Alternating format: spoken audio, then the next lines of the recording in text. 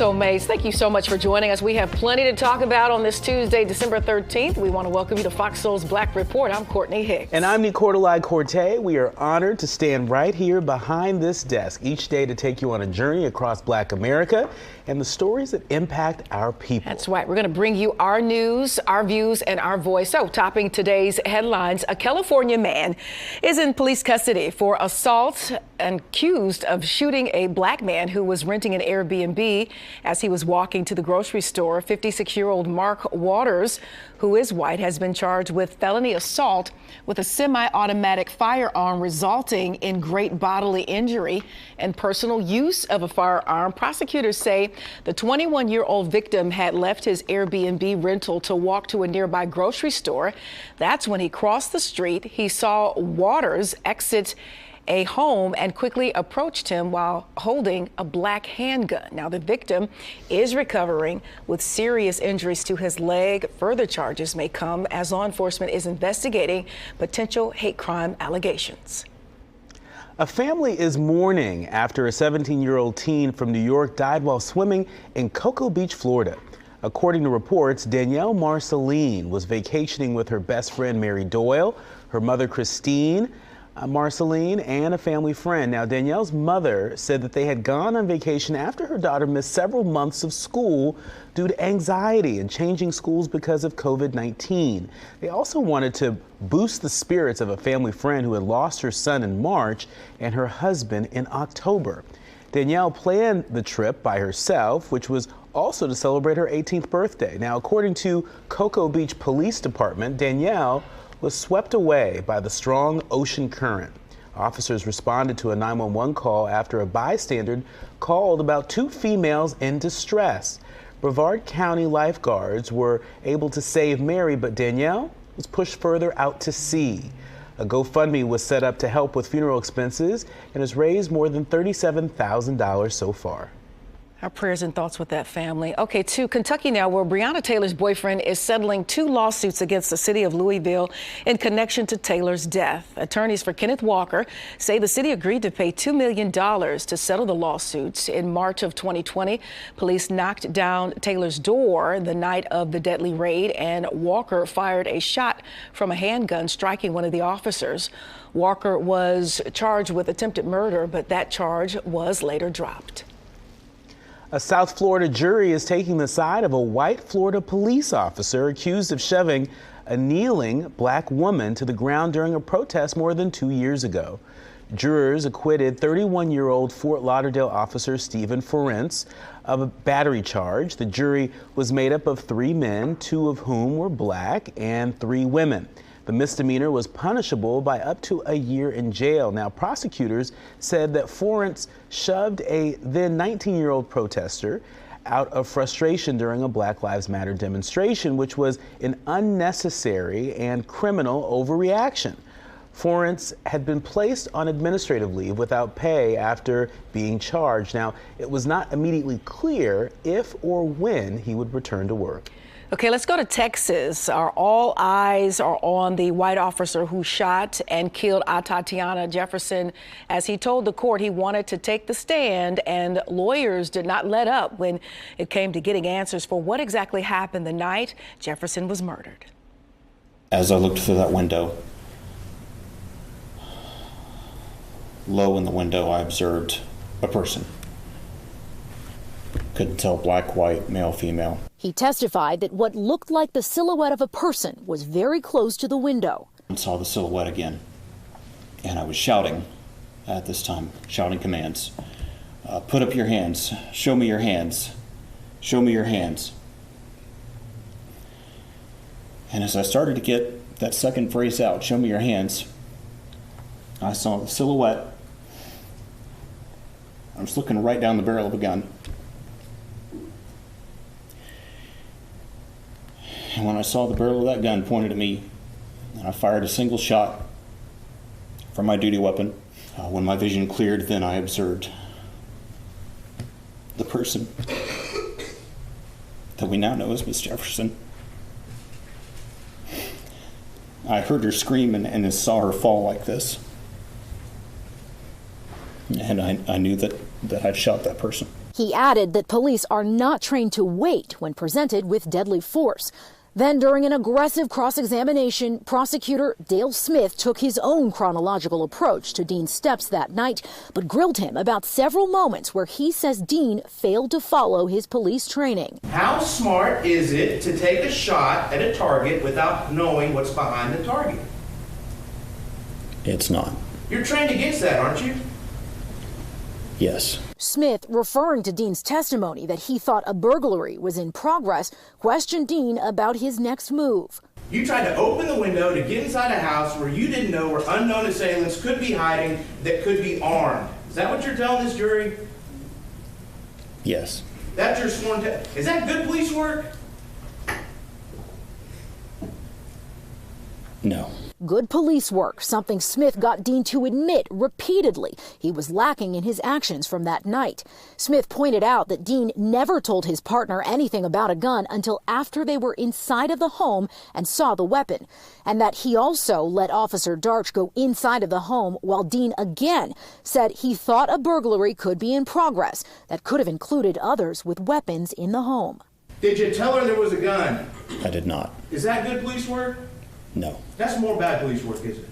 Yes. And you didn't announce your presence with Fort Worth PD, did you? You just used your flashlight, correct? No, I just used my flashlight. And whoever was in that house had no idea, did they? I don't know. Macy Jenkins, Fox 4 News. Prosecutors argue that Dean's decision against announcing his presence as Fort Worth police contradicts his decision to use a flashlight, which could have been seen by anyone in that house. And we see this officer on the stand here. Of course, his team probably puts him on there to maybe show some remorse or to gain some sympathy. I think the question is, does he come off sincere? But when you double back and see how the prosecutor went in on him, it kind of dismantled whatever maybe strategy his defense was trying to put forth by actually putting him on the stand. I don't know if that was going to, work in his favor. Yeah, that's interesting. I mean, he definitely came across as a sympathetic character, at least in the clip that we just saw. But to me, what's even more noteworthy is that police training is on trial here, which is something that we don't often see. The fact that you got a police officer to admit that that was not good police work, that was not consistent, with the police training. That's actually shocking. That should, make preservation of life the top priority. And I think that's a pretty stunning admission. Yeah, and we want to remember, we told you about this when that story first broke about the 200 prospective jurors in the Louisville area who showed up, and the 12 jurors, including the alternates, none of them are black. So that's another factor to keep in mind as this trial rolls on, and we'll definitely keep you posted on it. All right, the new mayor of LA is declaring a state of emergency on homelessness. She is getting to work. I'm talking Karen Bass. Mayor Bass says there are more than 40,000 unhoused people in that city. She is also setting up an Office of Community Safety to help come up with solutions to help people get off the streets. Mayor Bass says the emergency declaration will help free up resources to begin immediately addressing the issue. From LA to Virginia, where Virginia Governor Glenn Youngkin has set a special election to fill the 4th congressional district seat of the late Democratic Representative Donald McEachin. As the field of candidates seeking the post grew this week, many are wondering if a black person will take the spot.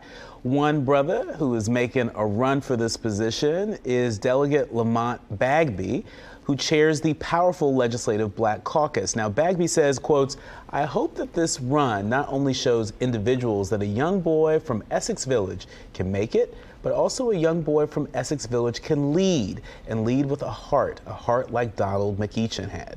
All right, let's check in with the Republicans out of Texas as they are laying the groundwork to move quickly on a number of new changes to the state's voting laws, including A proposal to create an election police force like the one in Florida enacted before the 2022 midterms. GOP legislators had already pre-filed 20 bills in the Texas House and Senate. One is the Republican authored Texas bills such as HB 549 and SB 220 that propose creating a system of state election marshals who would investigate allegations of violations of election and voting laws and file criminal charges when warranted. Now, the proposals have alarmed voting rights activists and state Democrats who tried and failed last year to block a GOP-backed overhaul of election laws. Black Americans living in Phoenix are sounding the alarm, saying that for Black parents, child welfare investigations are a constant threat. Nadia Richards decided to move her family to Arizona in search of lower crime and better weather than in her hometown of Milwaukee. As a Black mother, she says she's more concerned about her kids encountering the police someday, but instead had to deal with CPS being in her life as well. Within months, she found herself being investigated by the Arizona Department of Child Safety based on the initial results of a drug test administered to her newborn daughter at the hospital. DCS then prohibited her from being alone with her baby for 5 days while a caseworker interrogated her about her marital status and whether she received food stamps and how she usually handles stress. An internal investigation is underway. And from Arizona to Atlanta, you may have seen this story across social media as several Atlanta labor and delivery nurses are out of a job after a viral TikTok video. Nurses at Emory University Hospital came under fire after sharing their icks, which are basically dislikes when it comes to their patients and their families. Social media challenge, which encourages TikTokers to tattle their turnoffs, has led to an investigation and terminations at Emory University Hospital Midtown. In the minute-long video, multiple labor and delivery nurses shared their icks, complaining about various behaviors from patients. My ick is when you come in for your induction talking about, can I take a shower or eat, one nurse says.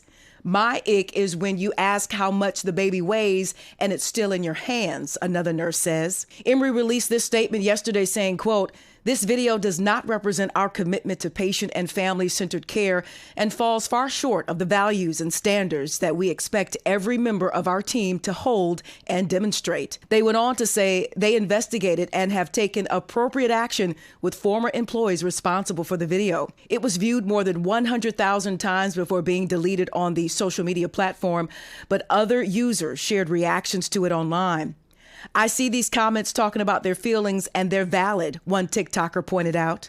"But as a patient, you're already nervous. This is a huge milestone in your life. And imagine saying these things with women at the most vulnerable moment in our lives," another emphasized. Now, the original post of the video has been removed, but it is still circulating online as folks are still talking about this and debating this. And Nicola, I think this actually comes down to policy. And, listen, they're talking about, did they violate any HIPAA laws or anything like that? Now, I think the only issue that I take up with these were their opinions is it looks like they were on the clock, definitely in uniform, definitely, on the job, definitely at work. And so I think that might be some of the basis as to why I'm suspecting that be some of the basis as to why Emory took the actions that they did. I know a lot of TikTokers and other folks across social media were saying, why not just reprimand them? Why not just suspend them? I think it's because not only what they said maybe, but more so where they said it. Looked like office hours to me. Yeah. And to your point, I mean, personal identifiable information. I think that's going to play a major factor in the extent to which they're disciplined or maybe even dismissed. There's a reason why the HIPAA laws are in place to keep folks safe. And, it's also just in poor taste. Yeah. This is oversharing gone bad. Let's call it what it is. The fact that, we can't expect our nurses to exercise some discernment and hold back from sharing information about patients. Everybody in every job has their gripes, but I think when those gripes make their way to social media, especially when you're on the front lines, as have been nurses for certainly the past couple years in some unprecedented ways. It really begins to erode the trust between patients and healthcare professionals. And so I hope Emory acts swiftly and decisively before, this thing, whips out of control. Yeah, and with them, reportedly being fired, a lot of people across social media were saying, hey, they're nurses, there's a huge need, they'll be employed, before you know it. There has been talk that maybe this might affect their licensing, which would definitely affect any future employment. So we'll have to keep our eye on this and just, use your head. And just keep your comments maybe off of social media, especially not at work. Just be mindful of oversharing, right. Especially when it relates to other people. That's right. And you haven't asked their permission. That's right. That's right. Well, still ahead, the latest in the search for the shooter who killed a beloved postal worker. We'll tell you how many in the community are honoring his legacy when we return. You're watching Fox Soul's Black Report.